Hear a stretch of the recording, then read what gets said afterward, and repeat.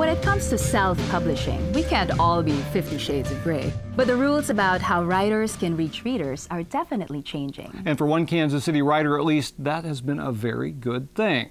Joel Goldman is an attorney who also writes crime thrillers. And one of his protagonists is FBI agent Jack Davis, a man who fights for good, sometimes in the vicinity of backdrops that you might recognize. Producer Ann Copeland Davis is on the case.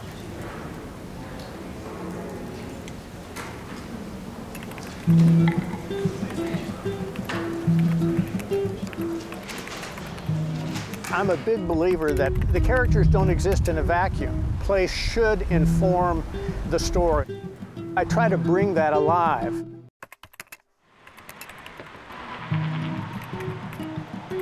That's the apartment complex where Jack Davis's daughter Wendy lives. And it's just on the east side of the Country Club Plaza. Everybody in Kansas City knows it's sort of the crown jewel. And she lived right on the edge of that. Well, the specificity with which you wrote about it made me think it was a place that you've looked at before. Well, you know, it's right next to a Winstead's hamburger joint. And I've been in that Winstead's enough time to pay attention to what was around it.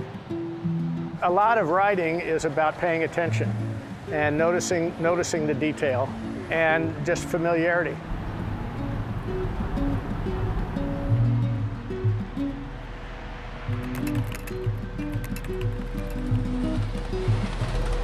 We're in Argentine, which is now part of Kansas City, Kansas.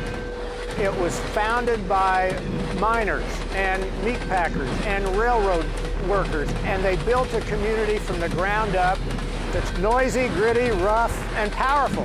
Very tough to resist that kind of force. And I think to myself, how can I use that?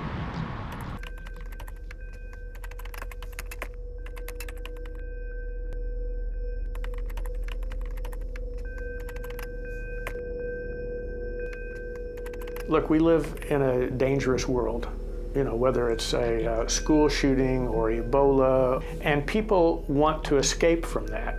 Crime fiction is a great escape for people because they can confront in a vicarious way all of those terrible things, but it's safe, and they know at the end that there's going to be accountability. These days, Goldman is much happier writing about justice than practicing it. For 3 decades, he worked as a litigator for what was then Hush and Eppenberger, deciphering fact from fiction, not unlike FBI agent Jack Davis, the central character in his crime thriller, Shakedown. Both are detail people, masters of control. Every case had bad facts, every case had good facts. Sometimes the law was on your side, sometimes it wasn't, sometimes it was ambiguous. All of those things happen in a crime novel. Give the reader reasons to doubt or believe or accept, and then at the end, unlike in the courtroom if you've done your homework, there's got to be a twist. I'm told that at one point the then district attorney in Wyandotte County took the county surveyor leading the expedition down there. They thought there might be a murder victim's body. Inside this utility building, there is a trap door and there is a shaft with a ladder built into the side of the shaft that will take you down into this underground cave and the lake that plays such a big role in Shakedown.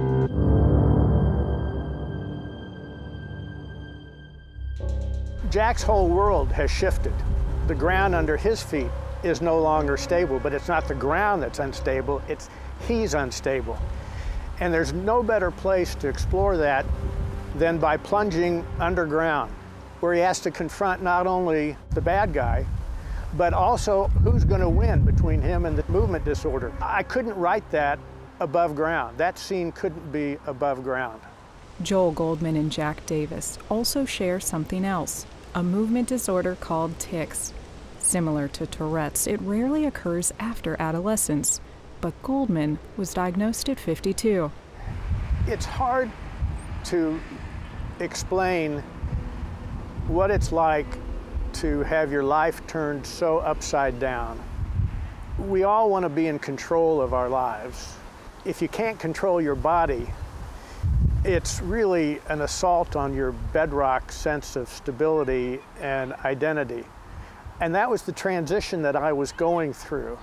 And I really wanted to explore that through Jack's eyes, let him say the things that I was thinking and feeling.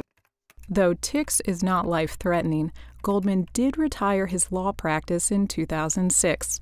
The arrival soon after of Amazon's Kindle began to dramatically change the publishing landscape.